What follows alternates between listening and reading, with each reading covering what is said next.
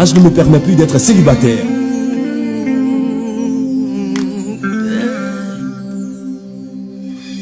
Je m'approche de toi, Jésus, je m'approche de toi.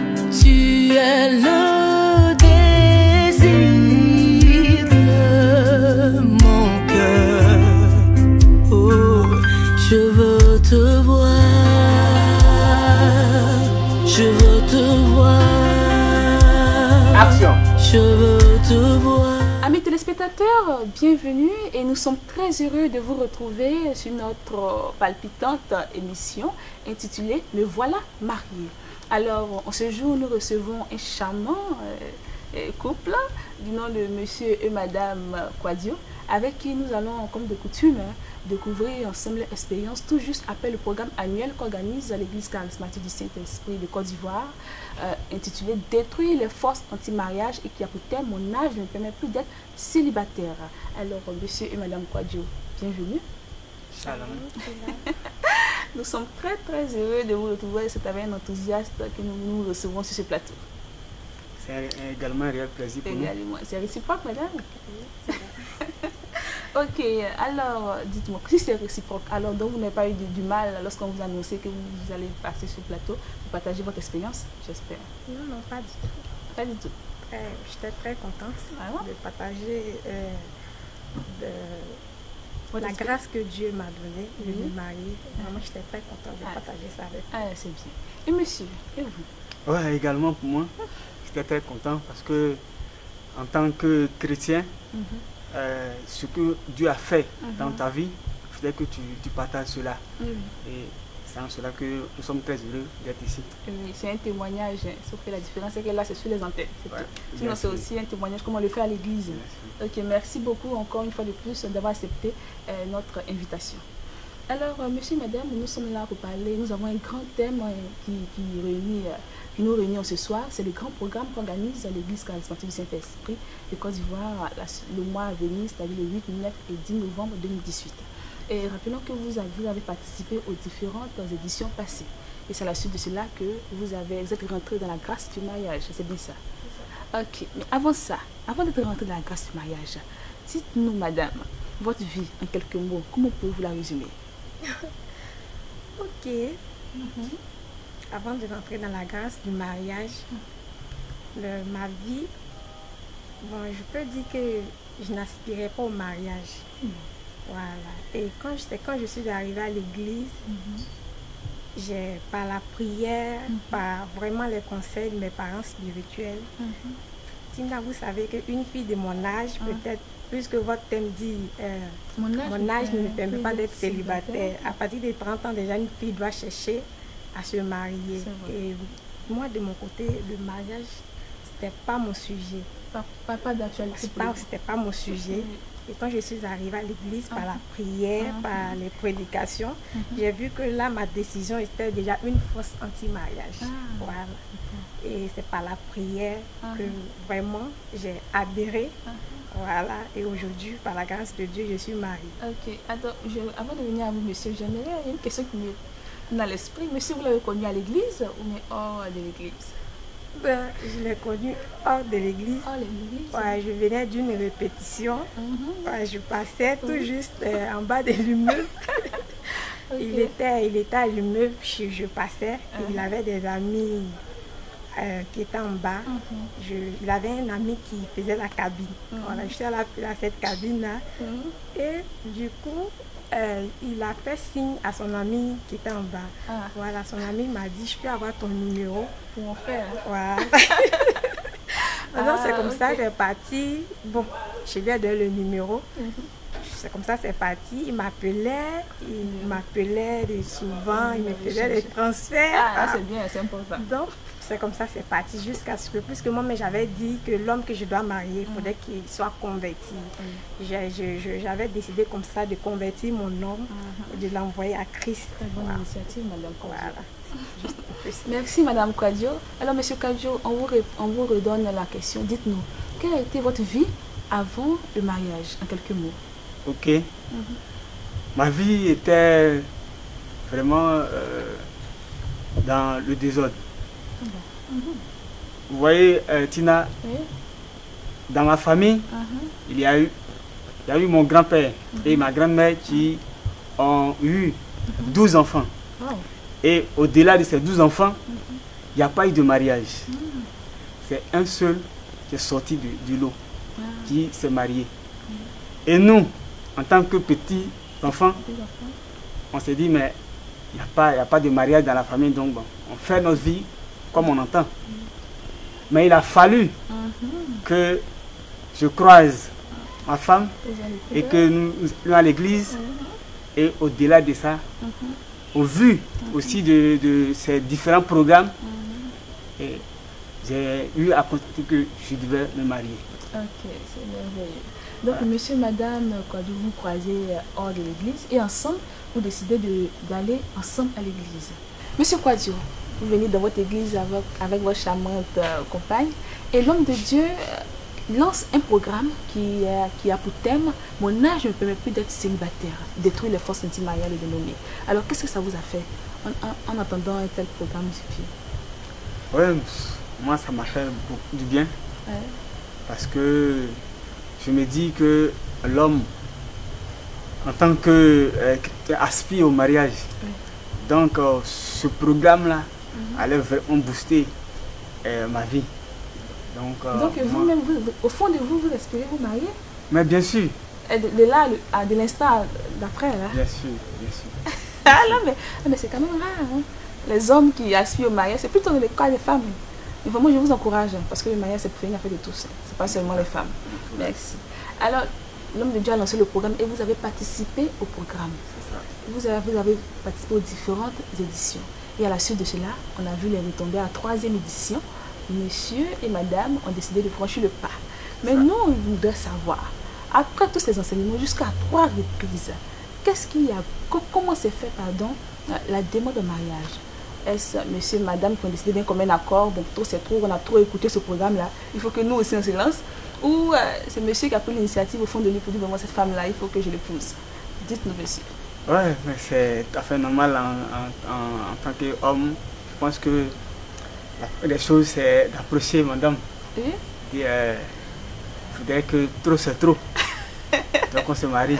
Dès qu'on se marie. Voilà, donc je pense que je me suis approché d'elle et on a discuté. Et on est tombé d'accord, d'un commun accord. D'accord. Et madame, voilà monsieur est venu vers vous pour vous dire, madame, trop c'est trop, il faut qu'on se marie. Comment avez-vous pris la chose? Vous avez cru ou c'était vraiment un boom d'émotion? Comment avez-vous pris la chose? Bertina, bon, j'ai cru à ce qu'il m'a dit.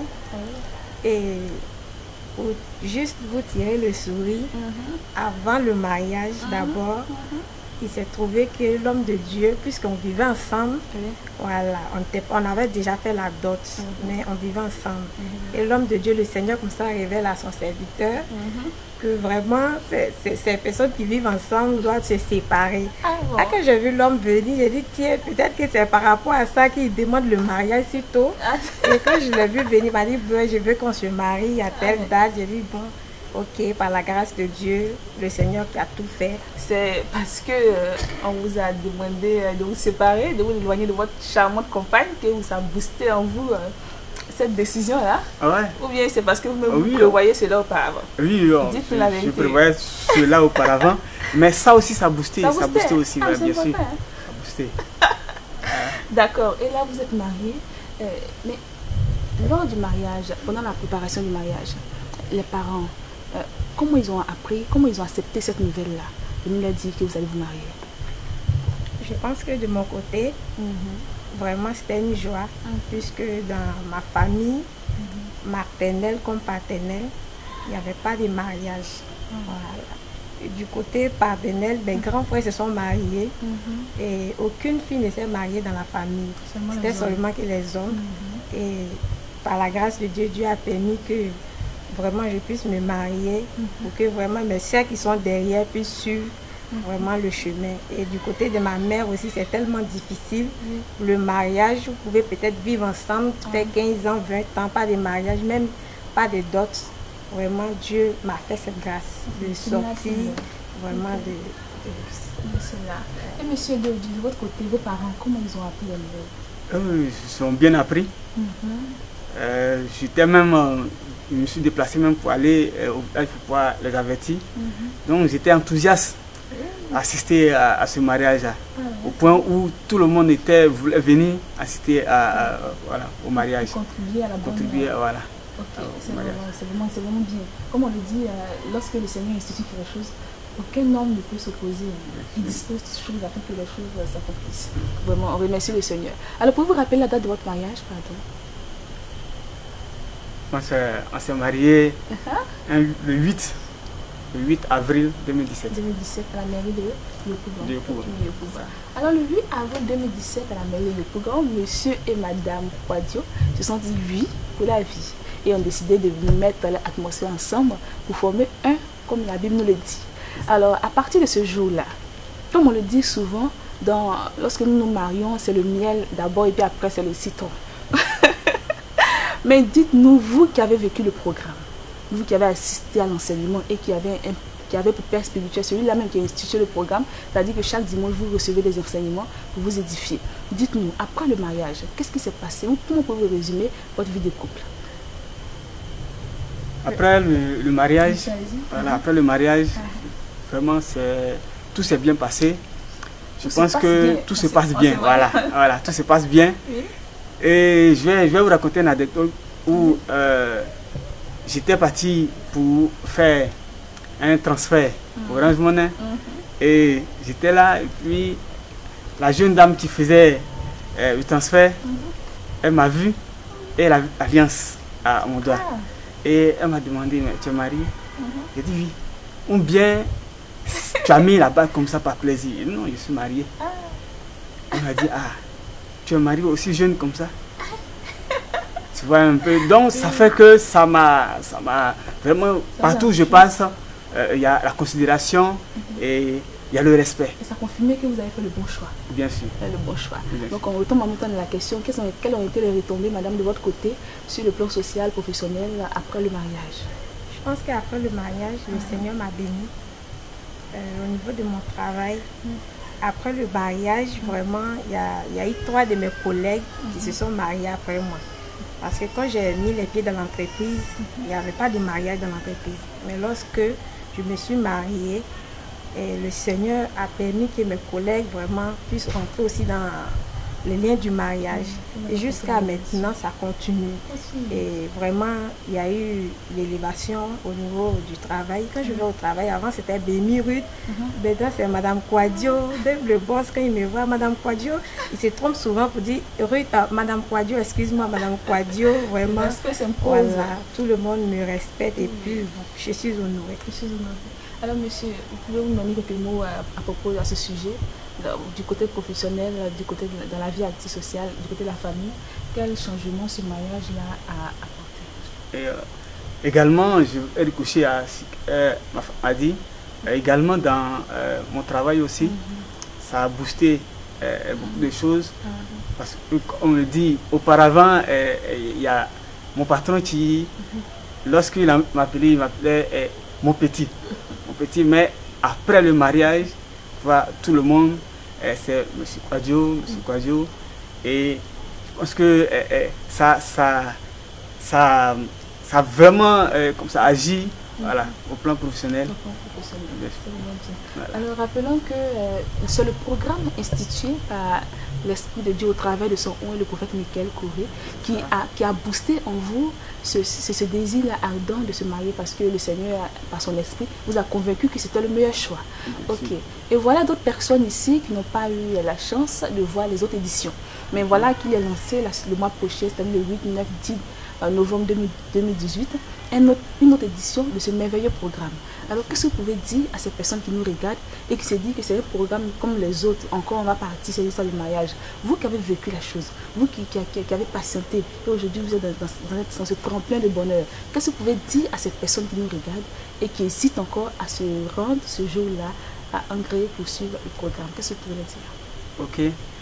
On commence par monsieur. Voilà, ok. Moi, ce que je vais dire, je vais dire que la Bible dit que il n'est pas bon qu'un homme soit seul. Donc, je vais appeler mes frères, je vais appeler mes soeurs qui sont du côté Angré partout en Côte d'Ivoire, de venir à ce programme-là. Parce que, qu'ils viennent, qu'ils prennent leur bénédiction. Dieu a instauré le mariage. Viens prendre ta cote. Viens prendre ta cote. Alors, viens à ce programme-là et tu seras béni. L'homme de Dieu, le prophète Michael Coré, est vraiment oint par le Saint-Esprit. Et au travers de ces programmes-là, de ces 3 éditions, on a connu beaucoup de mariages. Donc viens et prends pour toi. Madame, on a besoin d'une voix féminine pour lancer l'appel. Allez-y, lancez votre appel à toutes les personnes du Sénégal. Ok, je fais appel à toutes mes soeurs, celles-là qui aspirent au mariage. C'est vrai, tu es passé partout. Elles ont croisé des hommes vraiment qui ont promis le mariage. Ça fait des années, des mois. Là, l'homme n'a pas... Ces hommes-là sont partis. C'est qu'il y a un problème. Le problème, c'est qu'il y a une force anti-mariage qui bloque leur mariage. Et je veux faire appel à ces femmes-là, pas seulement les femmes, les hommes aussi, de venir à ce programme à Angré. Je ne sais pas, c'est situé, si vous pouvez m'aider. Carrefour Bâtiment. Ok, Angré. Non, de l'église catholique Sainte-Dorothée, dans le secteur de la résidence Émilie. Je rappelle pour vous. Et je profite pour dire à ces femmes et à ces hommes que moi-même je suis un témoignage. Voilà, je suis un témoignage. Vraiment, je ne pensais pas que j'allais me marier.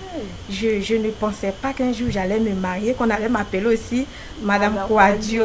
Voilà, et tous ceux qui aspirent à ce mariage, vraiment, j'exhorte ces femmes-là à venir à ce programme.